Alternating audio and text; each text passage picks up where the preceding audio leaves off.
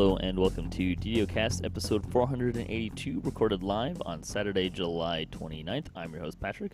With me this week, we have returning Evilbeeker. Good morning, everyone. And also Asheras. Hey, thanks for having me.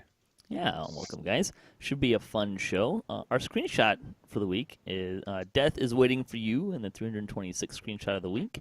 Thanks, Nervgen, for sending this week's screenshot. I was trying to figure out where this was. My initial inclination was Ghosts of Perdition. Or not Ghosts of Litany of the Dead, but the Doomsphere side. But I don't know if that's right. Can't tell. It's an awesome screenshot. It is a great screenshot. Yeah, it's really good. I'm not quite sure where it is. Do we think he's dead there, by the way? Probably, or he did some post effects with the coloring, right? Because it's got that dull, you're dead look to it. Sure. But in any case, it's a very nice screenshot. Well done. We like to talk about Dungeons & Dragons online nearly every weekend. You can watch us through Twitch, YouTube, the DDO forums, iTunes, or from our website, DDOcast.com. DDOcast is hosted by Cybrators, the awesome podcast hosting network. Shows are usually available within a few days of recording, and the next show will probably be next Sunday. You can stay updated by following us on our social media pages or our website, DDOcast.com, with our calendar. The plan for next week is to do a show on the store and what you should buy, what you shouldn't buy, things you must buy, things you should never buy, ever, that kind of thing. So, and then, favorites. That's the plan. Hopefully it'll come together. But for this show, what we're going to do today is we're going to be talking about Endgame and the current state of Endgame in our debate kind of format. Again, less debatey, like actual debate, but we're going to be talking about this stuff critically. And I think we should start by defining her term here a little bit, because I'm using this term Endgame, and I think it's something that gets thrown around a lot, and people don't really always have the same understanding of what that means.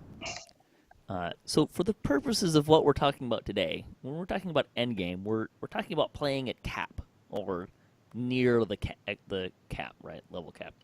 So we're doing quests and legendary and high epics, that kind of a thing. What can you do? We'll say like 28 to 30, right? Does that seem fair to everyone? Yeah. Yeah, I think so. I like that because that tends to be where they place most of the gear at this point. They're not putting a lot of gear at level 29 or level 30. They're putting most of it at 28. So that seems to be your, endgame gear level, especially. Well, you can wear a lot of it. I mean, because you can wear green steel at legendary green steel like level 26.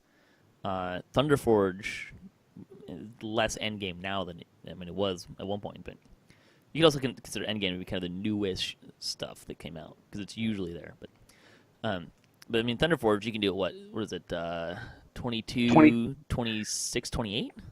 I think you might be a little low. I think it's 24. It's 22, 24, 26, and 28. Is it? Okay. Okay. And even, I'm trying to remember, the new stuff you can wear before, I think, at level 28 or 29. Slavers you can wear at 28, I think. So most everything they've done recently is 28. There's some stuff that's 29. I think the stuff from the legendary Shroud stuff maybe around there, the flaggers. Yeah, it's 29. Might be, but that's about it. They seem to back off on that. But in any case, so we're going to have this discussion. We want to make sure that everyone's kind of understands it. For this discussion, what we're talking about is doing stuff like, why should you stay at cap would be another way of thinking about it. But I think it's important to mention this because some people would say, what Endgame? Or Endgame is reincarnating. And it's not really what we want to get to with these questions today. So with that, we'll jump right into our first question. Is Endgame dead? And as part of our answers, we'll say why we think that or why we don't think that. And then we'll probably bring in some follow-up questions here as we get going. But let's start. Evilbeeker, do you want to start us off here? Yeah, so when you talk about Endgame has been something that's been around D&D since first edition. So in back in the old days, Endgame was 20th level. Oh, your character reached 20th level. Oh, if there's nothing left to fight anymore, I can throw 100 monsters at him and he'll kill everything. No, that to me that's a little ridiculous. If Standing Stone Games is going to continue to do excellent quests at legendary or epic elite levels, I don't think Endgame's dead at all. I mean, the model's been, well, we put out a quest, we put out a heroic version, we put out an epic version, and that epic version may be legendary or it may be legendary and epic. As long as the content keeps coming and the variety is there, I don't think there is no end game. Yeah, you're playing at a level where, well, maybe you can't get any experience anymore. Experience isn't everything.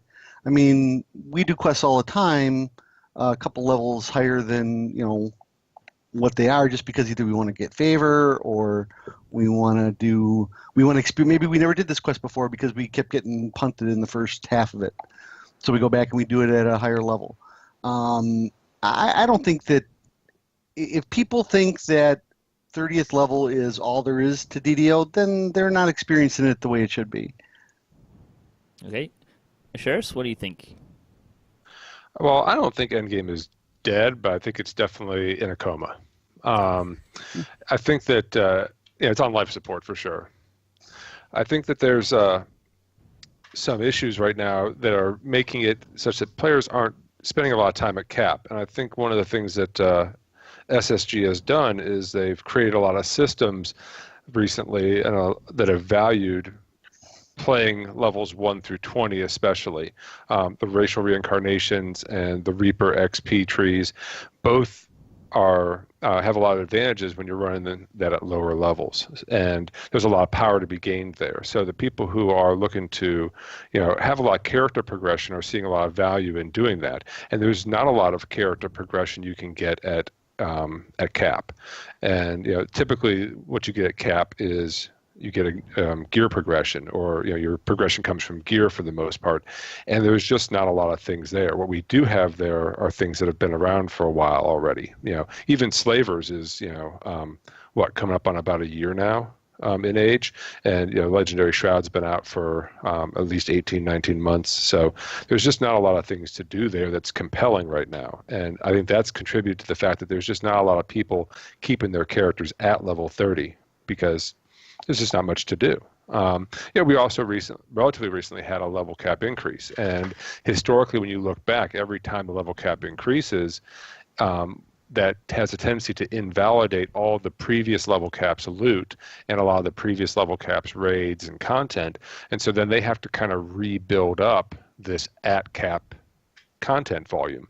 And even right now, we've probably still only got about a dozen to 15 at cap quests that you can run. Now if you go back and take some of the level 28 stuff, that gets a little bit bigger, but a lot of that content's also been run a lot already. So I think one of the problems we have is that the cap moved and they're filling in the content, and until they get enough content there, and they create systems for the lower end of the game, you've got people just not running at cap. And to me, that's a problem because there's a lot of people who enjoy that, and not everyone, but that crowd is very vocal right now about the fact that they're not happy that there's not a lot to do at cap. I'm hoping that Ravenloft will fix that, or at least help to address that and wake us up out of this coma. That's like the defibrillator. Give us a shock. Yeah, hopefully. So I like your analogy of it being in a coma, and I think I agree with that. Because I think Endgame is important because it also impacts a lot of other things. One, raiding, for people who like to raid, because most of the raiding that's going to be happening is going to be people at cap. And the other thing is, if you look at just the land of epics, if people don't really have a lot of incentive to stay in epics and at cap, then that life dwindles. So like right now, it's pretty easy to find people that are leveling up heroics. But it can be really hard to find an epic group right now, comparatively. And I think part of that is because fewer people are playing in epics. They're all kind of playing in heroics right now and doing their past lives and racial stuff. Yeah, I'll agree with that. I mean, my group right now is in that cycle right now. We're back on our way up again. We're in the early 20s or so. And when we get to cap, it's like, well, are we going to reincarnate or are we going to keep playing? I like Asheras' comment about Ravenloft. If Ravenloft doesn't have really good high level content, then I guess I kind of would lean a little bit more towards the Coma content or comment. I had a discussion recently, and one of the things I kind of want to talk about when we're talking about this is has Reaper mode killed Endgame? And I was having a discussion with someone in our guild who was basically saying Reaper XP is in Epics is broken. They need to fix Reaper XP in Epics. It's the only incentive to run in Epic. And I was saying, well, no, it's not broken relative to heroics.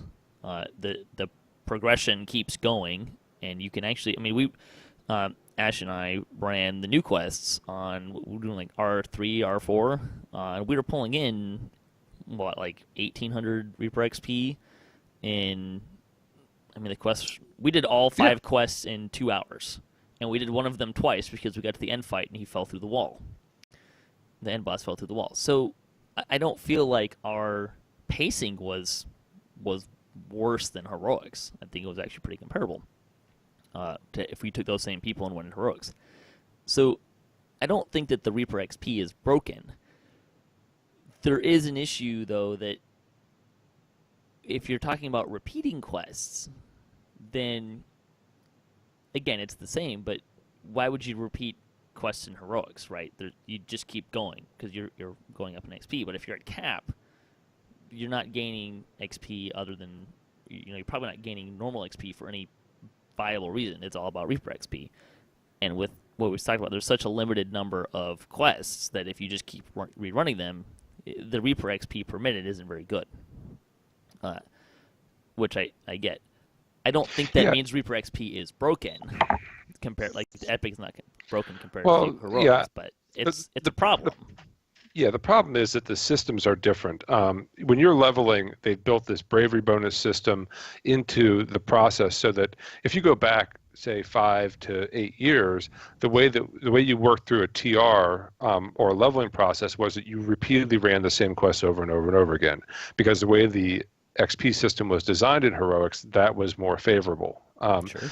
They specifically went through and built this BB system such that wasn't favorable. It was more favorable to run every quest once, get these first-time bonuses, and that was the more time-efficient way, excluding a few quests like Shadow Crypt and Wiz King and so on. The problem with Endgame is, though, Endgame is all about gear grinding for the most part. That's your progression system, and that requires rerunning the same content over and over again. Now you've stacked that with a ongoing XP system, which should be great, because now you can have 2 progressions at cap, this Reaper XP and the gear progression. But the problem is they're at odds. The Reaper XP is designed such that first-time runs are advantageous, while the gear system is designed such that repeat runs of the same content and hitting the same chest over and over again, or the same end reward over and over again, is rewarded. So those 2 systems don't work real well together, whereas the system does have a lot of synergy with the way the heroic quest XP works. First-time runs. I mean, you could take the gear part out of it, and you still have a very similar problem, because there's sooner or later you run out of quests. Really, sooner than later, you run out of quests to run for a first-time Reaper XP bonus, particularly if you want to get if you don't want to get the penalty, right? So that's true. And the other thing that I was having this discussion too. And I'm not trying to pick on this person, but I think they were highlighting some very good and valid points. That's why I want to bring them up. And I don't necessarily disagree with her, but I do on this point. But one of the things that they were saying was, in Epics, the only incentive is to run for Reaper XP, but in Heroics I can run for past lives. Okay, well, that's because you've already finished all of the Epic past lives. Like, you already have Epic Completionist. So I don't think that it's fair to say that running an Epics doesn't offer the similar things to Heroics, because you can get Epic past lives. And if you take a step back and say, okay, for a baseline player, the most efficient thing to do right now for leveling is probably run from 1 to 20 and then go all the way to 30. So you can get all of that first-time Reaper XP bonuses all the way up, and you can get a past life in Epic and a past life in Heroic, and doing that as opposed to what most people are doing is running 1 to 20. Now, the reason why people are running 1 to 20 is because those people don't need Epic past lives. And when we're talking about Endgame and is Endgame dead, a large percentage, not all, but a large percentage of people that are going to be looking for that challenge and that stuff to do at cap are going to be people that are doing that right now, all this stuff right now. They're going to be people that have all of their past lives and have gone after them. And again, this is not all of these people, but a lot of people that are looking for stuff at Endgame is the reason why they're doing that is I've built this character, I've gotten all the past lives, I've gotten a bunch of the gear, now give me something to do with it, right? And the people that are going to be drawn to that part of the game are the people that are drawn right now. And I think racial reincarnation has more to do with why Endgame is pretty slow right now compared to Reaper mode, is because there's 30 lives that they can go farm, and while they're doing that, they can fairly efficiently get Reaper XP at the same time. But they don't need to run 20 to levels 20 to 30 because they already have all of their Epic past lives. So that kind of informs, I think, why Endgame is in, as Ash put it, a coma.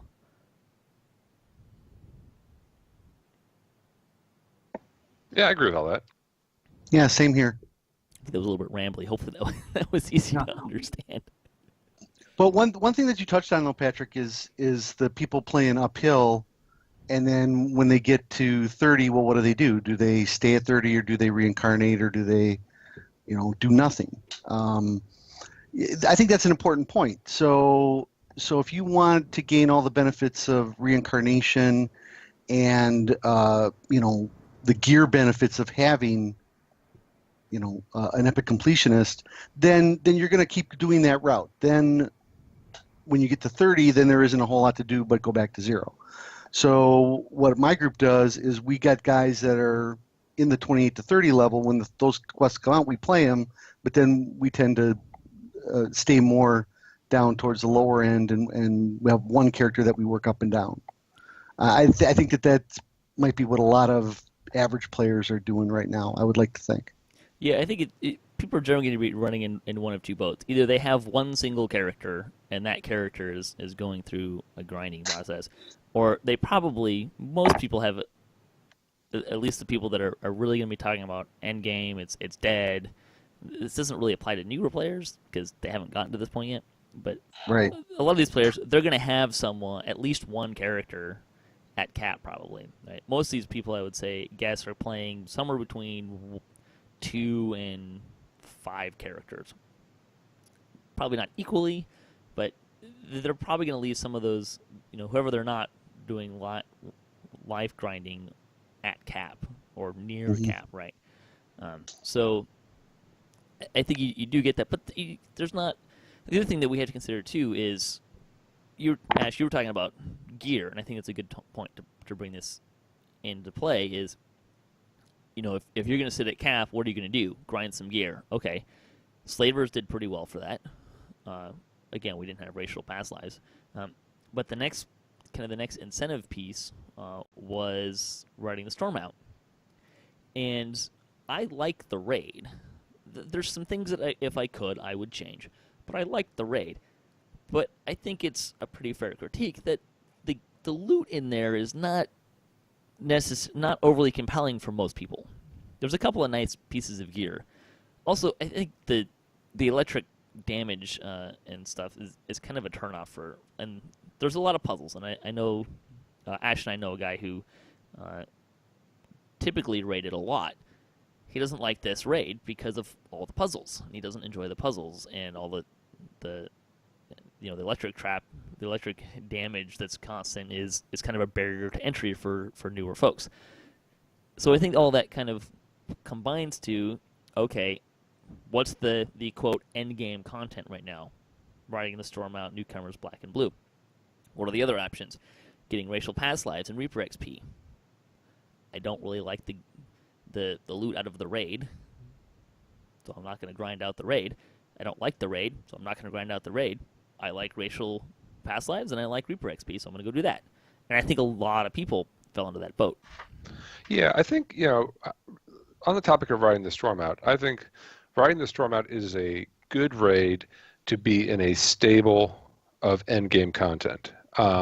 It can't be the endgame content by itself. It's not Legendary Shroud or Heroic Shroud, both of which had the ability to kind of carry endgame as the signature raid. Todd had this ability too.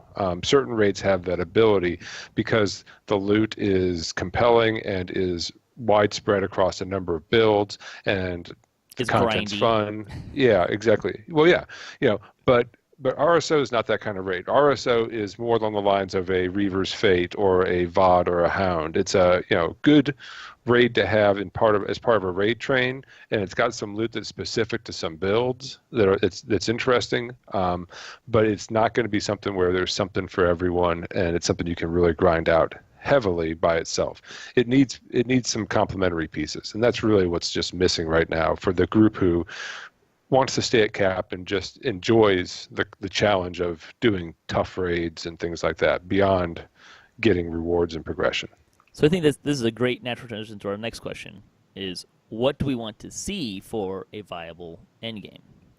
Now when we say this, there's a couple of things that we can say that the devs at SSG have said. One is that they want to look at Reaper XP in that area. We can still talk about this stuff, but this is just kind of some stuff we know. So they want to look at Reaper XP, particularly at that cap area. We know sentient weapons are coming, and they also, I can't remember where exactly, but they mentioned that they are looking at some kind of a token system for probably running in Legendary stuff. So we can talk about that stuff, but I just want to throw that out there right away. That's what we know that they're kind of talking about and posting. So what do we want to see for viable endgame, or what needs to change?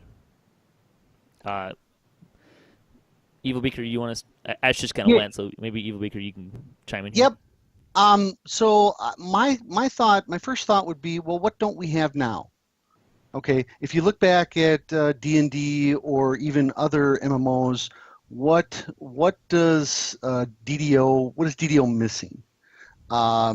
When you look at the D&D side of things, I love the idea of sentient weapons. I love that idea. So that's something that maybe when you reach endgame, there are other rewards that you can't get anywhere else, or that you can't use other than at cap.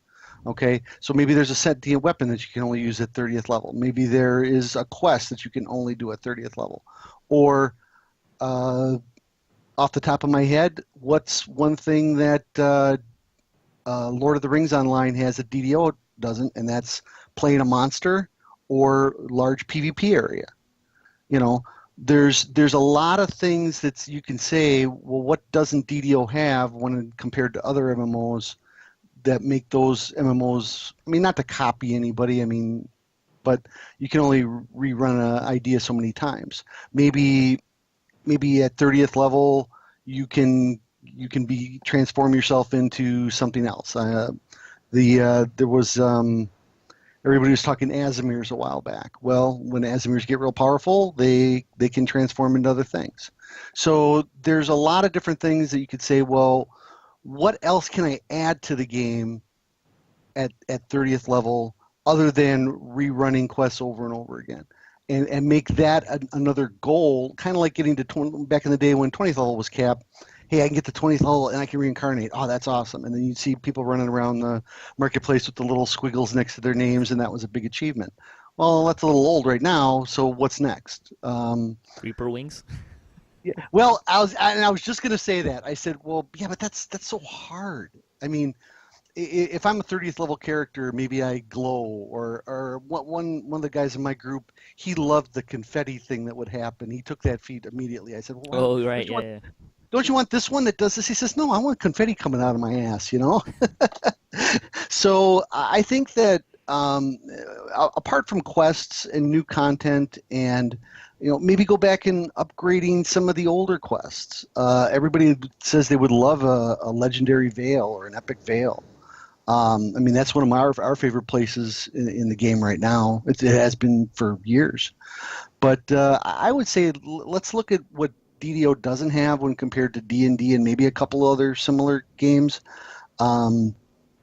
If I had to pick one of those, I would say a big giant PvP area. I think that would be cool, just as a change of pace once in a while. Interesting.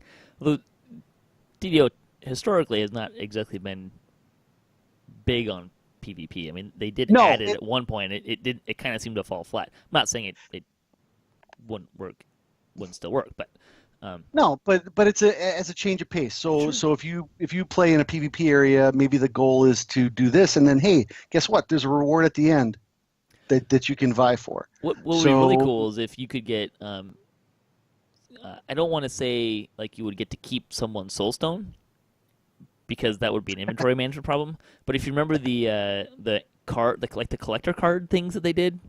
Yep. If when you killed someone in PvP, if you got a collector card with their name on it, their character name on it, that could be kind of fun. something neat. Yeah. That and here's guess what? You can only do this at Endgame.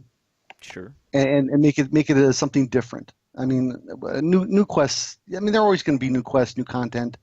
I think that they need to dip into the creative bag a little deeper this time and come up with something cool. Sure. So some of the things that I like the idea that sentient weapons, because they had talked about sentient weapons being like something to go from like level 1, you could start at level 1 all the way up to 30. And I was really kind of concerned about that, because if everyone's just using their sentient weapon all the time, then that kind of invalidates a lot of weaponry gear, right? So I'm a little iffy on that.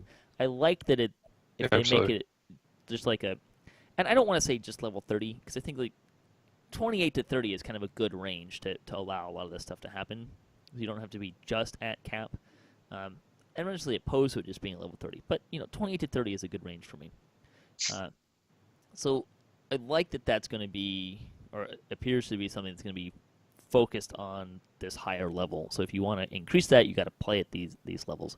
I think in terms of Reaper mode and Reaper XP, I think there needs to be a little bit of a bone there for if you're at level 30, maybe you should just get a boost. And I'm going to say a non-stacking boost with the first time boost, experience boost, right? So maybe if you're at level 30, you get 50% of that first time bonus to Reaper XP, but it doesn't stack with the actual first time bonus XP, right? So it makes it a little bit more efficient to stay at cap and keep running some of these quests on Reaper mode and stuff like that. So something along those lines. I really like the token thing. In fact, I've plugged it a few times on the show as it pitched as an idea. I think for one of these debate shows in the past. So I like the idea that if you run stuff on Legendary, you get a token for it, or you get some bits that you can crunch into other things that are useful. I would like to see those things be character buff kind of things. Maybe some consumables and stuff that you get other places, but what I'm thinking here is like legendary tomes, right? Would be great. So they stack with, so it's a legendary bonus to your stats instead of an inherent bonus, so it stacks with other tomes, right? And this should be the only place you can get these, right? Maybe you can actually find the actual legendary tomes in maybe some of the raids or something, like they put them in the legendary raids. That would be great. But I'm thinking here, like, things that advance your character, right? Not things that are, you just get and, I mean, you can't get a ton of tomes here, but, things that, I don't want it to just be gear, right? I don't know that I even want it to be gear. I'd rather it be legendary tomes, or maybe you can buy, with a pile of them, buy a Reaper XP gem, kind of like you get with sagas, that you consume automatically. So it helps you build maybe an alternative way of getting Reaper XP at cap, and kind of help build that up if that's what you're searching for, that kind of a thing. And of course, content would be great. Who doesn't like more content? Ash, what do you have any thoughts here?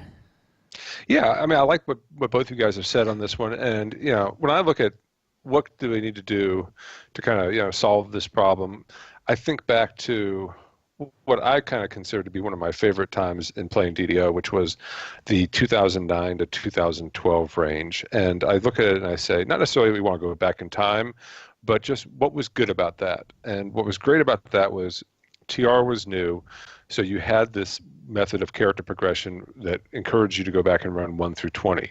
And I know that when I was playing at that point, I was really conflicted about that because there was some valuable bonuses there, but they weren't overpowering either. And then at cap, there was this seal shard scroll system that created an ongoing gear grind that was nice.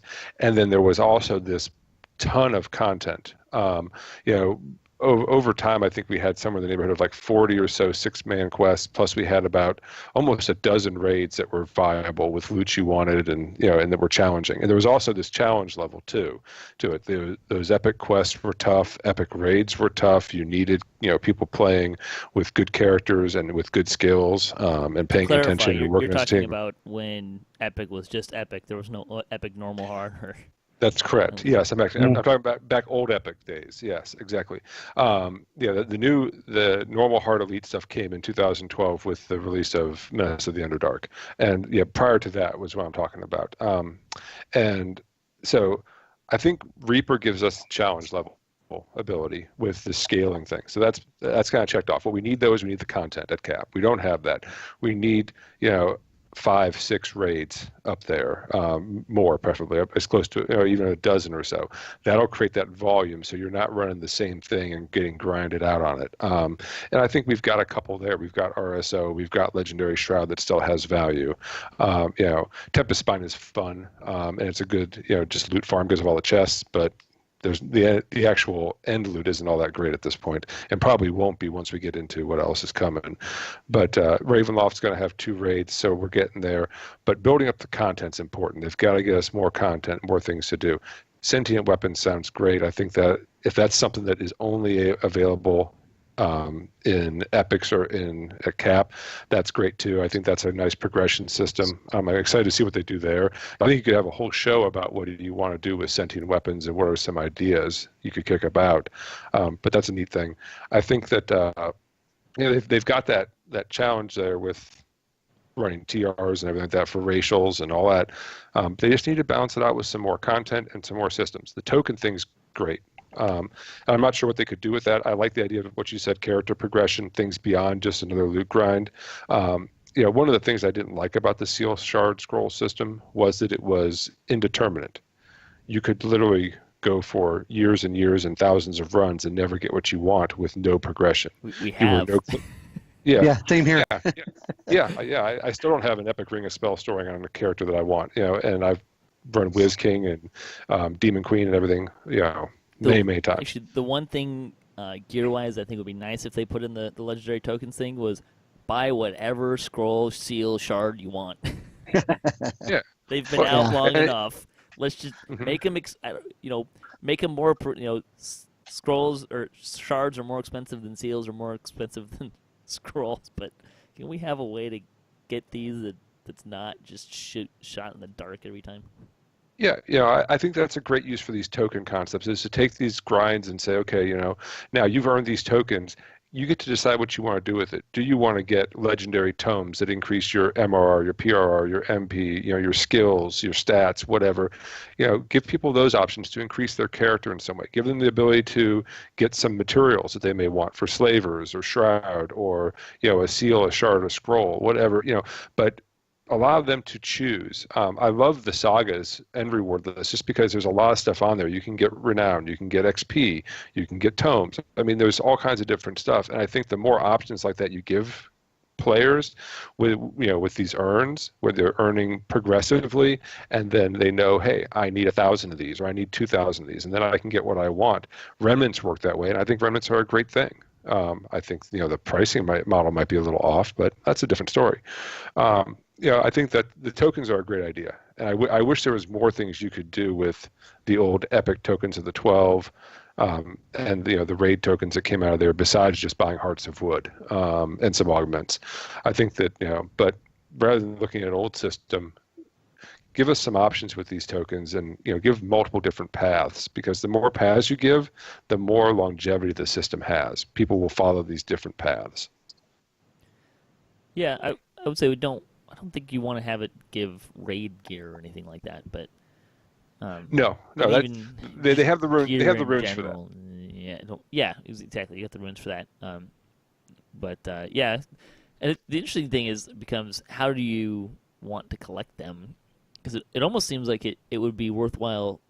And I'm just gonna throw this number out, but what if it was just you got one for every chest, every legendary chest you opened, right? And that would give, Tempest Spine would become a little bit better, right? Because you've got more chests, right? That could be kind of interesting, as long as it wasn't like. Yeah, I agree with that. If the rewards aren't like 500,000 times what you get in one chest or something like that, but let's make the reward costs a little reasonable, please. Less grindy. Well, yeah. But I mean, there Well, I can be varying levels of stuff that you can buy too, right? Like maybe scrolls are pretty cheap, or there's some sort of consumable potions that are pretty cheap, or augments that are pretty cheap. Maybe a legendary tome is more expensive. I mean, you can do a lot of variation in there, which is one of the nice things about they've the got token to really system. consider. There's a lot of different pros and cons to the methodologies. If you put them in these different chests throughout the quest, that reduces piking to some degree. If you auto grant whatever the token is on completion, then it's much easier to pike it, for example. But you also have a problem of if someone dies and it's only available in an end chest or something like that, then how do they get there? Do you do an auto teleport with a res shrine there? I mean, because people get upset about that sort of stuff in some Sure. quests where you've got to get something out of this end chest and you're dead and you've got no way to get there. I think if you make it, I think ideally what I would like most to see, I don't know if it will, but what I would like to see is in every chest, every legendary chest, you get a certain number of these bits, right? So that incentivizes you for running any content. You want particularly quests that have more chests, which naturally is going to be things like Shroud and Slavers and Tempest Spine. These places have a lot of chests. Then you're not penalized if you don't make it to the end. You can't get the last little bits or something like that. You just miss out on a few as opposed to all of them. But that also has its own challenges, right? Because then you have to be wary. Like, okay, think of all the places where there's a chest really close to the entrance. It's really easy to get, and you can get to in a minute. You start to run into problems like that. So there's always going to be challenges in there. So of course they could probably just replace if they made chests. They have to go back through probably, but if they flagged certain chests as quote legendary chests that have them, you could probably get around that and make anything that's stupidly close to an entrance. You could just make it a normal chest. But I don't know. I just think some of that stuff would be fun, particularly legendary tomes are going to be a big win, and I think a Reaper XP gem like you get for sagas, I think would be a pretty big draw as well. I like that idea. It gives you this. One of the things that people complain about the most with Reaper mode is if I'm at cap, I can't get Reaper experience very well compared to what I can do in heroics. And really what they're talking about is that repetition part, right? So that gives you something that you can build towards to if you want. In any case. They could do that with a saga too. If they create a legendary saga, then one of the saga end rewards could be a Reaper XP token there too, which could help with balancing that out. You can do that at any of the existing sagas too, but I think the nice thing about doing it as a token system is you can keep doing it. You don't have to make new sagas, which they've kind of shown is not something that there doesn't seem to be enough incentive for them to keep making new sagas. So, because we're not getting more of them. So, tokens was probably an easier way of doing that. And you could also with tokens, you could do something like say for a tier 1 level of turn-in, you get a smaller amount of Reaper XP. If you save them up and get to tier 2, which is more, you get more Reaper XP per token that you turn in, but it takes you longer to get there. So you could do some fun stuff like that as well. The thing about tokens versus sagas is that the way this player base works, they will figure out which quests give the best tokens per minute, and they will run the hell out of that Sure. thing. Whereas with sagas, you are typically encouraging running a wider variety of content, still for a reward. I don't know. I mean, that's just one thing to consider is, the way that depending on how you allocate the tokens, you will end up with that. Like the same way that Devil Assault gets, hit hard for people at 20 who want a TR right away to get their 20 epic tokens. Well, those people are doing it wrong because they should go do house seat challenges.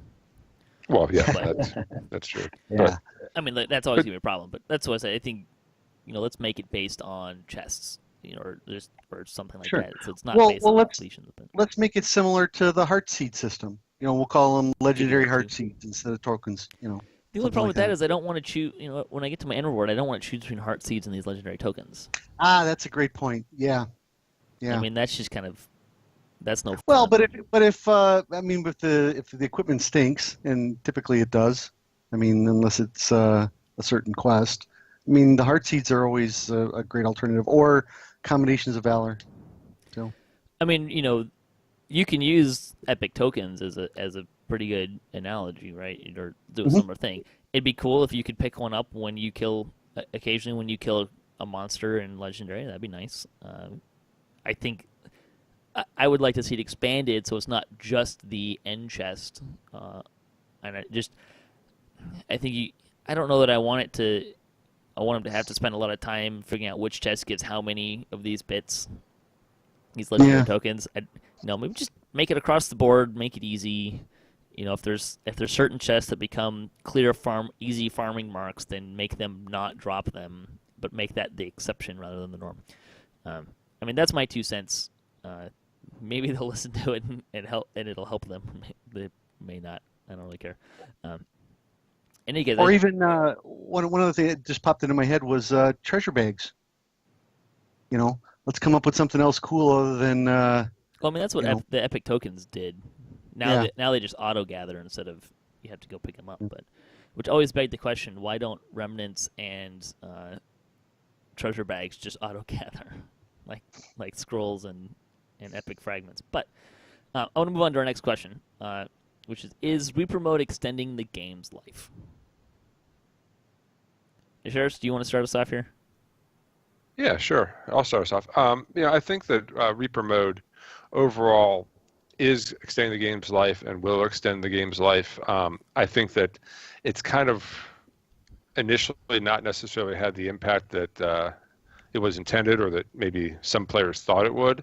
But I think that just the fact that you have these 10 challenge levels and the ability to have extreme challenge, especially at cap, is extending the game because it gives people something to work towards. A lot of players aren't capable of doing R10 right now, or if they do, they require a lot of consumables, a lot of resources. Res cakes, yeah. So I've already seen where when this thing came out, R1, R2 was the norm. Now when we're TRing, we're running, R4, R5 on a regular basis. At cap, we're running higher skulls, and it's getting easier as you're getting the Reaper XP, as you're getting the racial past lives, as you're going through these progressions. It's there's something to work towards, and you're doing this because you need it in order to be able to complete these higher skulls. Without the higher skulls there, what would be the point of getting 30 Reaper or racial past lives? Your character was already capable of running EE pretty well. So I think that it's adding that carrot or that goal to aim for, which is great. I think that the Reaper XP trees and the implementation of the XP has caused a real hit on the end game, which is what we've been talking about, and that's caused some players to get frustrated who like to run at end game or run at cap only, and maybe cause them to either take a break or want to leave the game, and that's caused some concern about the longevity of things. But I think overall, Reaper itself is going to extend the game, and once they kind of fix the balance issue between leveling and cap, I think it's going to be a positive overall. See, the thing that, because I kind of fall into that boat of I don't like reincarnating that much, but that seems to be where I can get more of my playtime in right now. So the thing that's actually driving me away from the game is more this idea that what everyone's doing is reincarnating and doing all these past lives. Yeah, okay, I would like to get a few past lives, but I don't want to grind out 30 past lives on 5 characters. It just doesn't seem that interesting to me. I'd rather be at that epic level. So I think I put this question in there, and I think it is helping. It gives you that challenge, and that's what a lot of people that got bored at the end game were kind of experiencing. Was it's not challenging enough? I'm bored. I want more challenging stuff. Reaper gives us that, but I think the thing that is causing a lot of the problems you were just talking about is more about the racial past lives, because people are doing racial past lives, and it just so happened. And one of the reasons why they're doing that is because it is a fairly efficient way to do Reaper XP, but it's also really about the past lives. So I don't think Reaper mode is the reason why we're having this problem of Endgame is in a coma. I think it's more about the racial past lives than anything else. Because we had Reaper mode before we had racial reincarnation, and people were still running a lot of stuff in epics and legendary content. So it wasn't until we got racial reincarnation that everyone was doing all the racial past lives. One thing I'm concerned about in that regard is the gap between a character with all the past lives in terms of power level and a character that doesn't. Because I've always really felt like, with heroic past lives especially, and even epic past lives to a lesser degree, you could go in and you could maybe have just a 36-point build, and as long as you had that and 2 past lives that were relevant to the build, you could play almost any content, and you weren't necessarily that much different than a completionist character. But it's starting to feel like that gap is getting bigger, and if you don't have a certain number of past lives, it's really hard to run in higher skulls.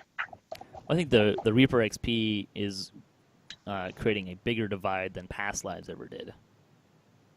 Now, the racial past lives getting, I don't think other than being able to have 10 action points to spend in your racial tree, I don't think there's anything in there that's really making much of a divide between someone who has and has not. I think it's really more someone who's got 50 Reaper action points compared to someone who's got 5 Reaper action points. That's a much, much bigger divide and probably more problematic. See, I agree with that, because in heroics, getting Reaper XP is difficult. But as you build up, it seems like you're getting more, but it's a hit and miss thing. So by the time you're 20th or 25th level, how much Reaper XP are you really going to have? Well, it's going to depend on how many skulls you did for all the quests. So you build up, but then when you get to that higher level, was it really worth it?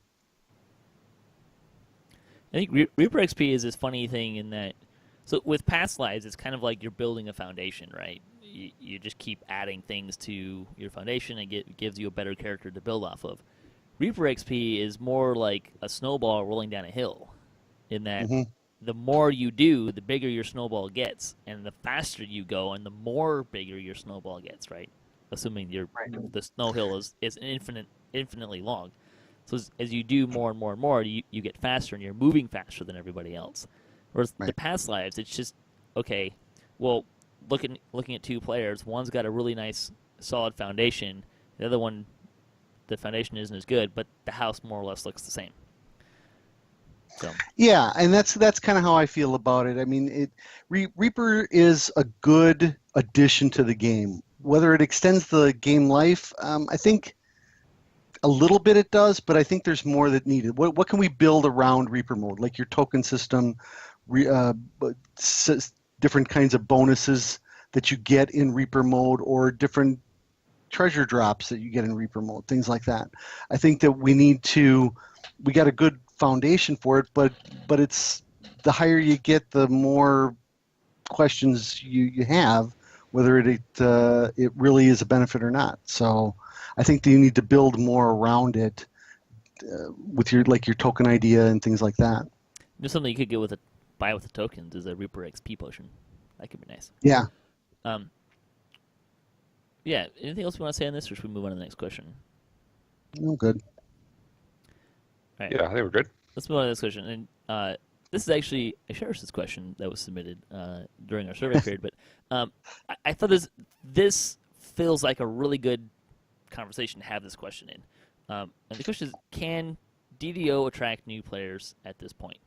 And then, we can get into, if so, how can we support players better? But that's kind of the overarching question here. And I would say yes. It's always going to be more challenging for a longer or an older game, right? Because games are coming out all the time.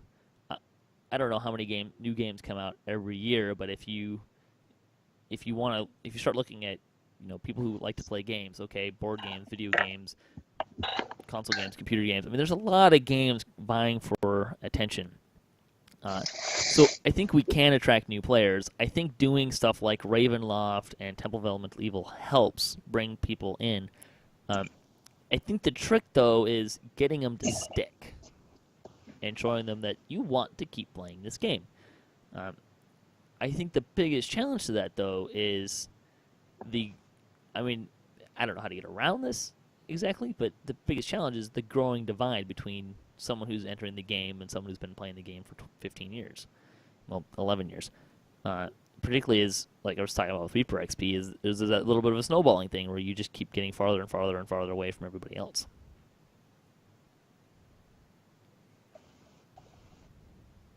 Yeah, I definitely agree. I mean, we had a new player join our group not too long ago, and we basically started over with new characters for him, just so we wouldn't be so far ahead of him. I mean, even TRing would have been, we would have been more powerful than he would have been at first level. So we just decided to make the group decision to start over at first level, and we started playing up with him.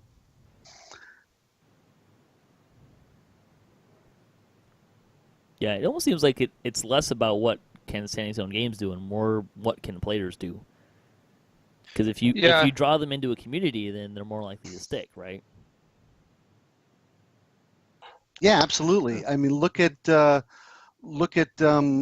regular D&D. Look at organized play. Organized play infused such a huge amount of players and enthusiasm into D&D back in the late 90s, mid-90s, late 90s, that if you look at the progression, it brought D&D where it is today. Well, let's turn that around and look at DDO. So what do we do to attract new players? Maybe we go back and look at the free-to-play. What are we offering people for free-to-play? Well, maybe we add another race. Maybe we take some of the older quests that nobody runs anymore because of things like Reaper Mode and things like that. Hey, let's make those free-to-play quests. Like I think last week we played Chantelcore for the first time probably in a year, because between Reaper XP and all that stuff, by the time we would come around to those quests, we'd already been too high a level. Go back and make some more incentives for new players, like we did when we did create the free-to-play system and the store system and things like that. Go back and say, well, what's going to... And this isn't an easy question for Standing Stone Games. I'm sure that they talk about this every day. How do we get more players into the game? Well, you got to give a little to get a little sometimes.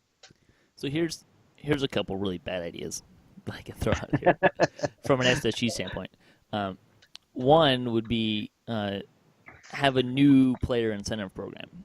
So let's say that if you created a new account, new character, you get 500 points to spend in the store, right? I get that this could be totally abused. That's why I said it was a bad idea.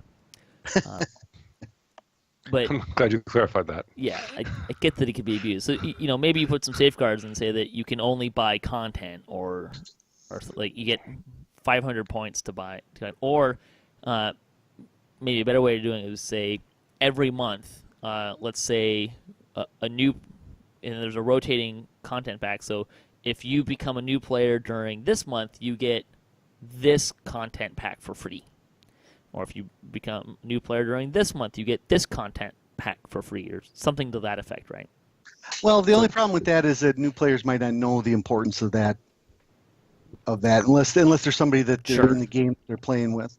But yeah, some kind of incentive that says, hey, if you or when was the last time that they had discount on VIP membership? Sure. Well, I mean that. So I got some other bad ideas though too. So I want to make sure I get all of my bad ideas out here. Sure, go right ahead. So I don't want to be. So there's guest passes, right? Yep. I would like to, but the problem with the guest pass is someone else has to buy it for you. What they need Right. is a trial pass for content, so someone can buy a pass and say, okay, you can complete and get rid of the timer too.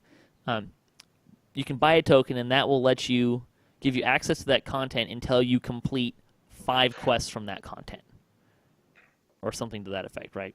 Okay, if you have to do a timer because you can't figure out how to do 5 completions, that's fine. But let people buy their own guest pass, right? And it'd even be cooler if, while your timer was still clicking down, you could buy the rest of the pack, less the cost of the trial pass Sure. that you did, right? Sure. Yeah, that's a great idea. So, because right now, if you're a new player and you don't have access to this content, you have to you either have to buy it, or you have to find someone to give you a guest pass. And if you're not sure you want to buy it, the guest pass thing is, I love that there's guest passes. That makes a lot of sense, other than the fact that you got to buy it for somebody else. And Right. reimbursing someone for 700 or for 75 turbine or DDO points is kind of hard. Like, how do you Well, do and that? if you don't know anybody, that's the Yeah, thing. I mean, exactly. there are a lot of people that just walk right up to DDO for the first time without any help or any friends or whatever, and say, "Hey, I want to try this." Yeah, it's cool, but I can't do anything unless I dump $100. Well, wait a minute. So there are definitely. I mean, I think it's as much as a functionality thing as it is a marketing thing. Yeah. In trying to get the people, coming into the game, get them in there, show them what it's all about, and I think the free-to-play system really did that back in the day. But now here we are, how many years later? Okay, if new players joining the game isn't what it used to be, well, then let's sweeten the pot a little bit. It's easy to give away something that doesn't cost you anything. But at the same time, you don't want to give away something that's going to hurt your bottom line. Here we go. How about this? A new player gets VIP access to content for 2 months. They don't have. That's what I was going to say. They can run Exactly. any Yeah. content they want for 2 months. Yeah.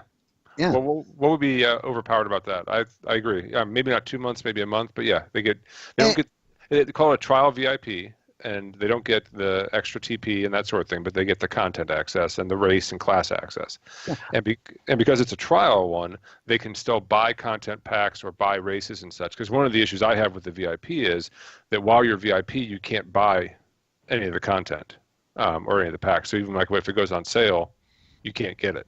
I don't want to give them access to the races because I feel like that would be too much of a bait and switch. Okay, that's a fair point. Because Well, if you just give them free access to the content for 1 or 2 months, then when that time runs out, I can't run that anymore. I need to buy the content or subscribe as a VIP. And throw in the Purple Dragon Knight. Yeah, Okay, give them some extra. That way they can start at 15. They can do some of the higher level stuff, see how that is, and go right from there. Yeah, I think we need to decide to make Drow free, and because right now there's actually only 4 races that are not required to be purchased in some way. I like earned. Beaker's idea of giving just making an iconic a free to play, because then you can start at that higher level. I think that's a good way of doing it. But, or maybe let them give him veteran status for that time period too, or something like that. But Something to really wet your whistle to see, hey, how cool can this be? Let them give them a level 1 guild ship too for all it's worth. Saying, hey, here's some of the other things that you can have if you decide to become a VIP. Yeah. Well, I think there's 2 barriers that we're touching on for a new player. One is content. If you don't have access to a lot of content, that can be really frustrating, turning off. And 2 is community, right? And I think the community aspect, the players got to own. You got to own that. how is SSG going to really provide great community? They can help, and they do with forums, like the forums and guild stuff. There is some of that stuff there, but it's really about what the players can do for these players. But the access to content, that's totally up on SSG. I think one of the things they could do is they could take a look at the LFM system, and that could use some revamps, because I think that is challenging for newer players in terms of finding groups, and maybe even look at revamping the guild system slightly to probably just help if they had a small intro quest change, like push this button. Hey, look, here's your LFM panel. This is what you can do with it. Yeah, exactly. Well, and I think that one of the Korthos does a good job, I think, of walking you through the chain. But then once you get to the harbor, you have waterworks there, but everything else is kind of piecemeal. And having something that is more kind of making you feel like you're part of this epic storyline that's going on and giving you a path you can follow through the content, especially with the level 2, 3, 4 content, I think would be good. Well, remember back in the day, you couldn't get into the marketplace unless you I think it was had enough favor or whatever. You had to complete the low road. Oh well, the market. Yeah, you could pay to get in the market. Yeah, you could pay to get in, but there were or you had to talk to harbor masters. You had to get permission from harbor masters, but you had to do waterworks. Yeah, and you had to do the low road to get out of the lower harbor. Yep. But yep. So, okay, let's. There's some ideas for how we can get more players. We got one more question. Which class still needs its pass the most? So we're talking about the class passes. This may include a third enhancement tree, but we'll go around the room here. What class most needs its pass still? And this can be what you can. You can say artificer for like which one needs its class pass the most? I can't wait for the cleric. I think that adding the domains to the cleric, I think that's going to be huge. I as a pen and paper person who loves to play clerics, I think that I can't wait to see what they come up with for that.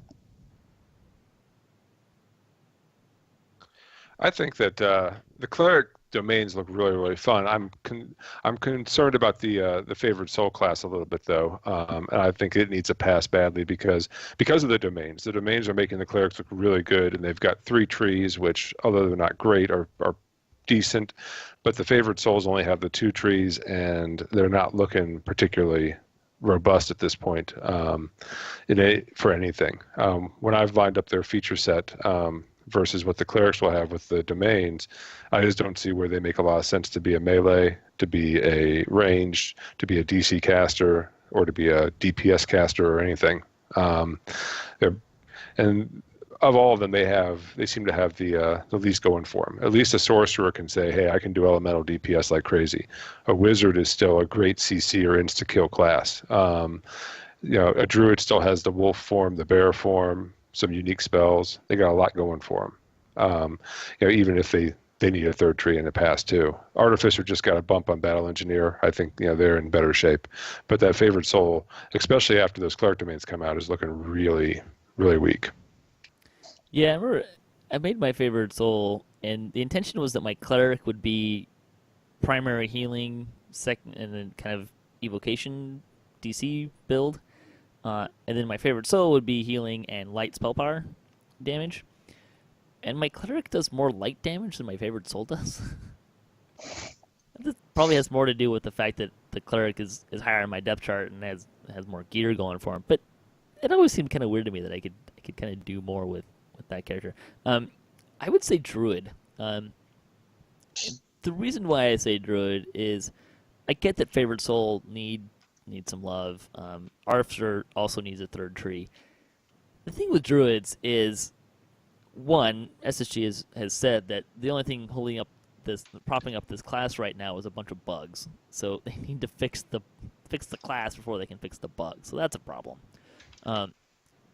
I think it's a fun class to play, and I know Voodoo, who's on the show a lot, has a really, really good viable build from it. But bear mode or bear form stinks.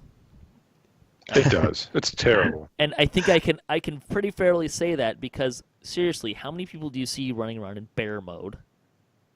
You see a lot of more elementals. Yeah. I like wolf mode, like the wolf mode and stuff, but they need a third tree still. They're just they have so little going for them, and you don't see people playing druid class as much. So I think we need bear tanks, for crying out loud. Bear form should be a tank form. I'll vote for that. Yeah, it does. Absolutely. I agree. It should be a PRR in Tim, in Sight, AC sort of tree with some great CC Extra hit abilities. points. I mean, Thundering, stunning. Yeah, it should really do some it really should good stuff. model it off of the defender stances, right? Yeah, exactly. I mean, Mhm. Yeah. it's not complicated. We've got all The the thing- stuff there. The thing you got to understand too is that they have very limited gear because of their druidic oath. So you've got to give them some of that stuff in their tree, like the PRR and AC and such, because you can't expect them to It's get not some of that from hard gear. to get around some of that stuff, but I mean, like, Yeah. there's Druid has such a fun flavor to it. It's got, It does. let's make wolf form more roguish and more sneak damage that way, and bear form more defender tankish type, and prop up the casting a little bit.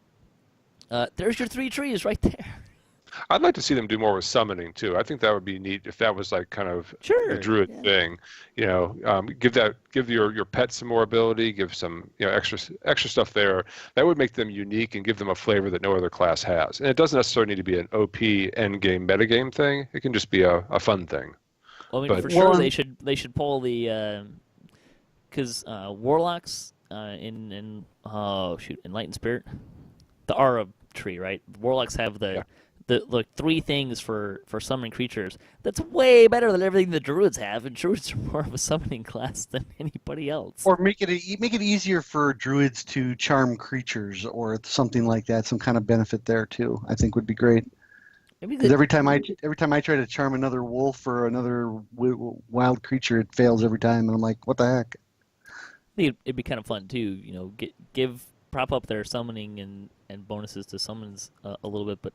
Wouldn't it be cool if they had a tier 5 enhancement that was you can have 2 summons at a time instead of just 1? I'm sure that's a coding nightmare. Probably, but it would still be really cool. Oh I yeah. don't know. This They should is get around that this is stuff. DDO Debates. This is not. Here's a SSG. Here's a bunch of really great, easy implementable ideas. This is true. Well, you used to only have one hireling, and then with Gold Seal you could have many. So I'm pretty sure they can get around that summoning issue if they really Probably. want to. Yeah, probably. Yeah. It's like designing for theater. We're not bound by physics here. We're just giving you these really cool design ideas. Well, and we have how many pets now? 90 plus, something like that. Yeah. To convert the graphics for something like that into a summon creature. I mean, if I could summon a gelatinous cube or an undead rat to follow me around, that would be awesome. There we go. So we got cleric, favorite soul, and druids. We have no consensus here. It's great. I think we can get into game news, right? Anything else you guys want to say about any of this stuff? No, I'm good. No, Good good. lively debate. Hopefully someone at SSG was listening to some of that. I think we actually had some good ideas in there for a change. We got some love in our chat room, anyways. All right, so let's talk about game news. Okay, we're done talking about game news, so we'll talk about bonus days. Look at this. So the bonus days this week, you get plus 30% guild renown through the weekend. Store stuff. It's the gear up sale, so 20% off of treasure hunter potions, select crafting items, custom cosmetics, and augments. No, custom cosmetics, that could be fun. I wonder what it would look like if they gave players the ability to submit cosmetics. Like gave them the tools to build some. Probably will never happen, but it'd be kind of fun. People probably want quest tools before they want cosmetic tools. Lotro has some cool stuff. I always wondered if that could be ported over. Maybe. The final summer sales is here. You can get 35% off of Gnome, so if you've been waiting, now's the time to do it. 50% off of Demon Sands Adventure Pack and the huge Hireling Contract Folder. I have never bought a contract folder. I don't use hirelings enough. Also, if you didn't know, you can shove hirelings into your crafting storage bank. I'm not exactly sure why, but they go in the crafting storage, which has a Awesome. lot of slots.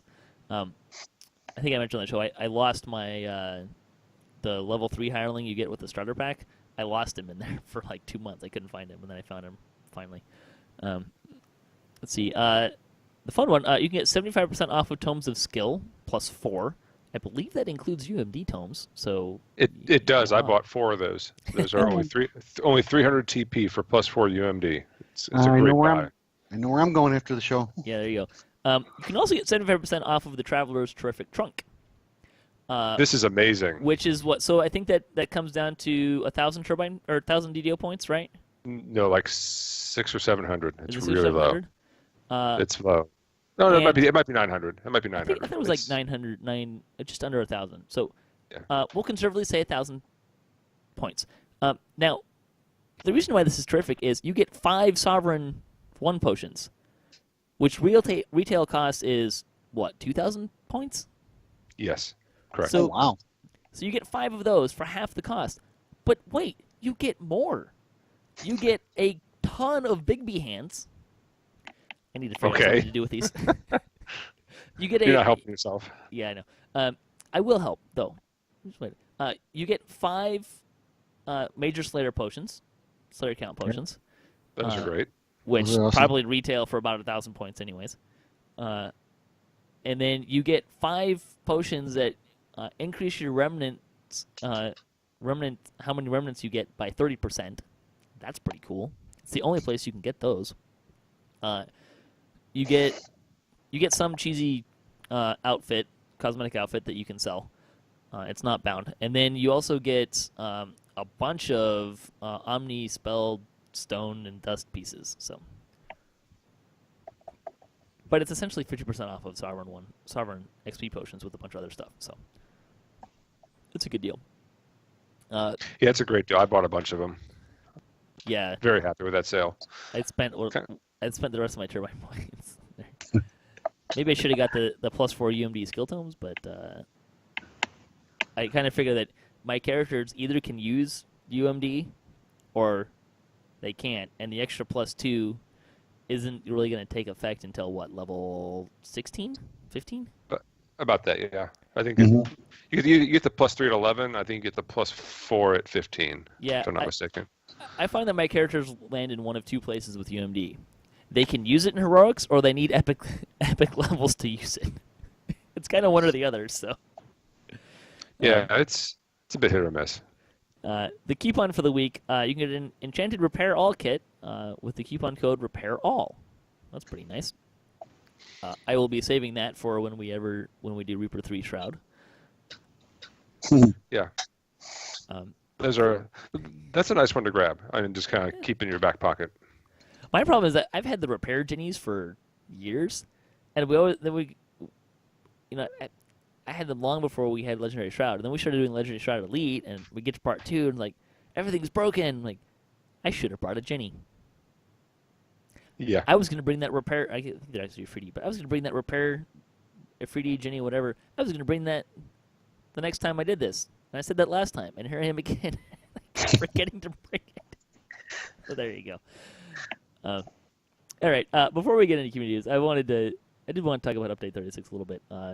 Just really quick, give us your 1-minute impression of Update 36, and we'll start with Asheras.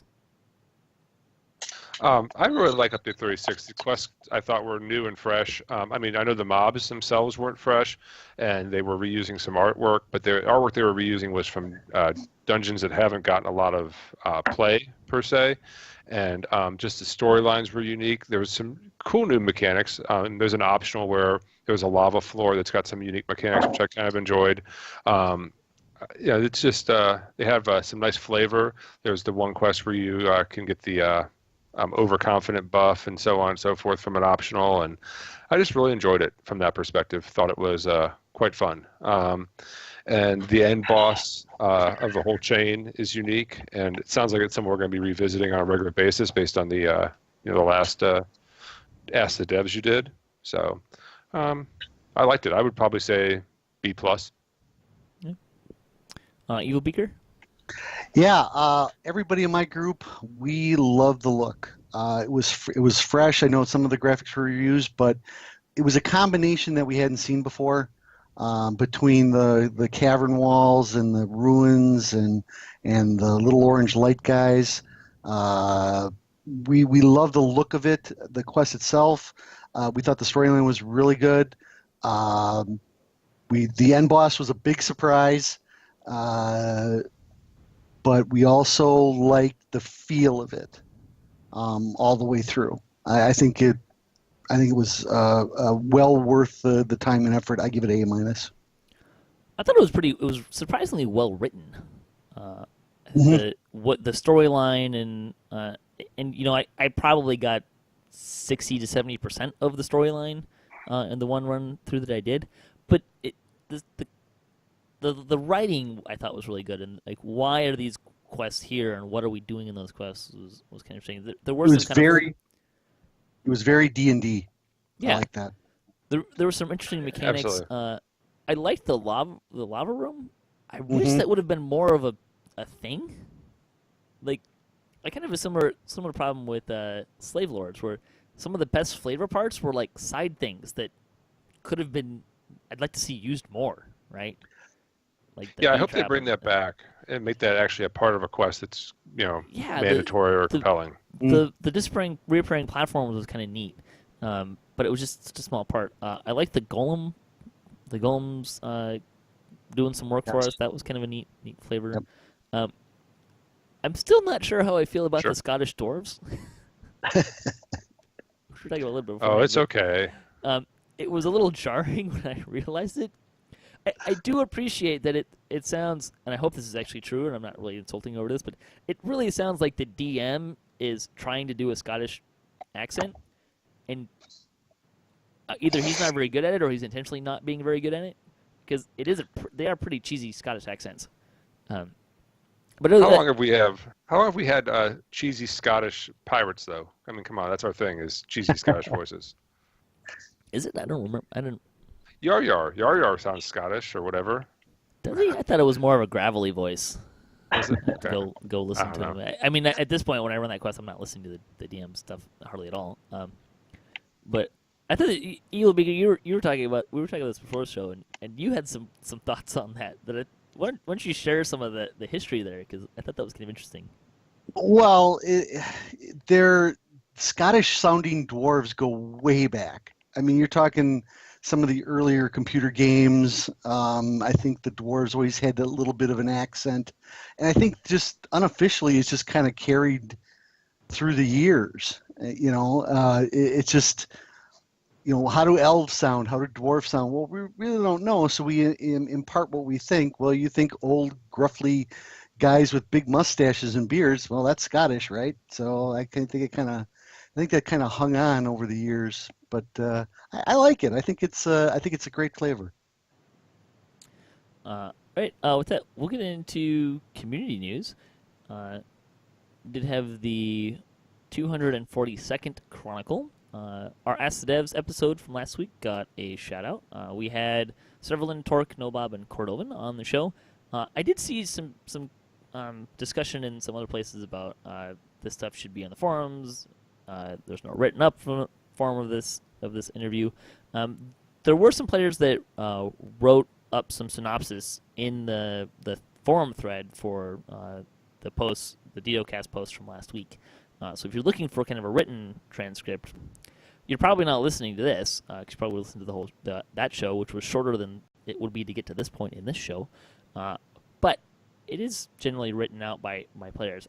I don't have time to do a written transcript. That would be a lot of work on my part. But let's see, other stuff going on. DDO Character Planner has been updated, so you can get the updated version of that.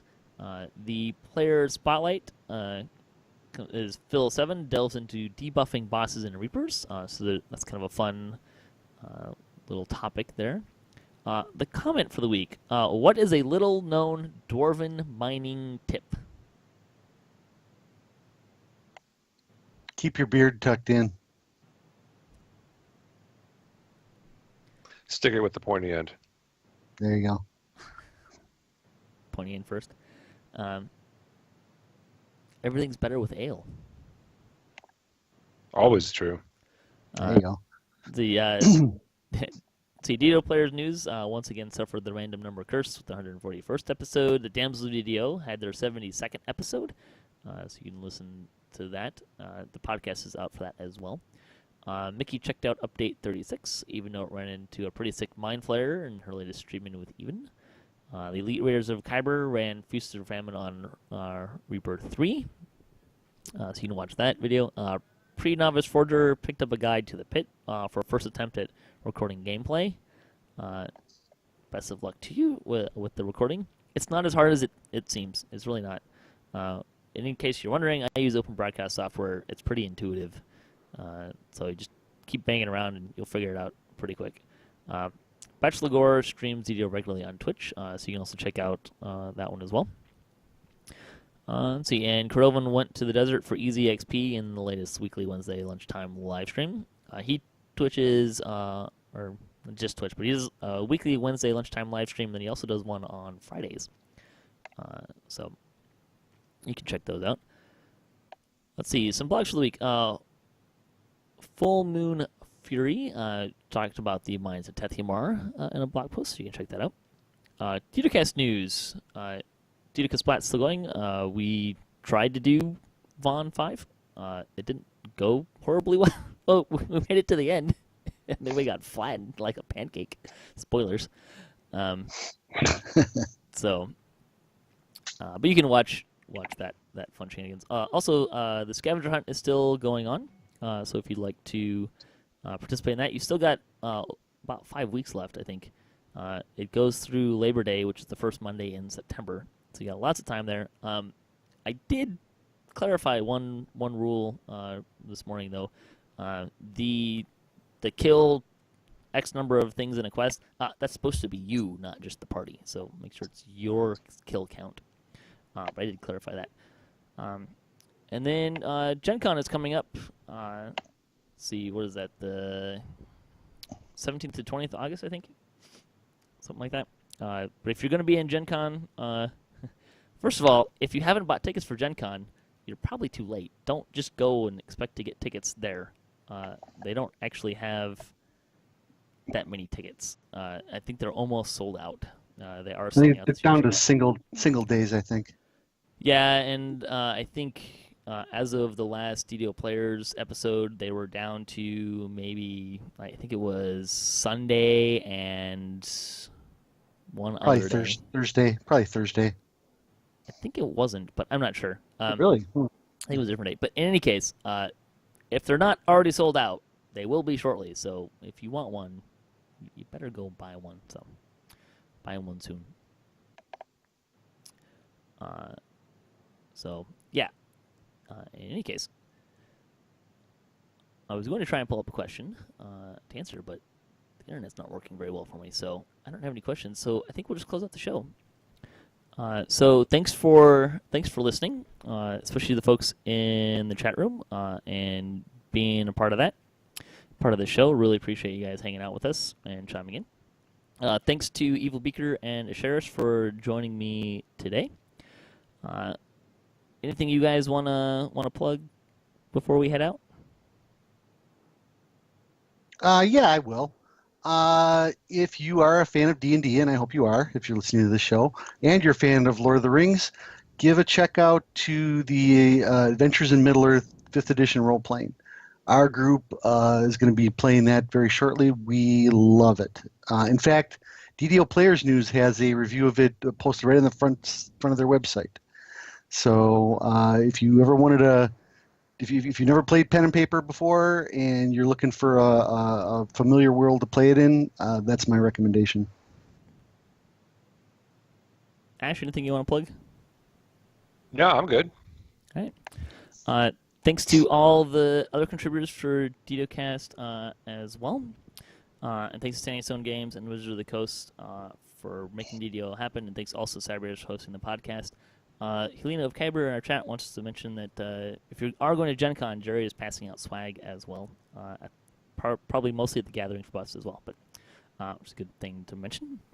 If you'd like to support DDOCast, you can visit our website, DDOCast.com. You can also support us on Patreon if you want to give a small amount monthly. All that money goes to prizes, which is currently funding the scavenger hunt that I'm doing. So that's where all of those prizes came from, is from the generosity of our viewers. You can hit us up at DDOCast.com for show notes, MP3s, our calendar, previous shows, swag. We have swag. You can get these fancy shirts if you want. Again, it's not running a profit or anything. It's just basically, if you guys want it, you can buy it. If you'd like to be part of the show or have a comment on this episode or question maybe you'd like to hear us answer or topic you'd like to hear us debate, or you just want to say hi, you can send us an email, ddocast@gmail.com, or you can leave a comment. You can also find us on social media for latest cast updates. I am at DDOcast on Twitter. Our tip for the week comes from Marlon on Sarlona. Community counts. Hear, hear. So until next time, may all your attack rolls be crits, all your chests level appropriate, have fun, and don't forget to gather for buffs.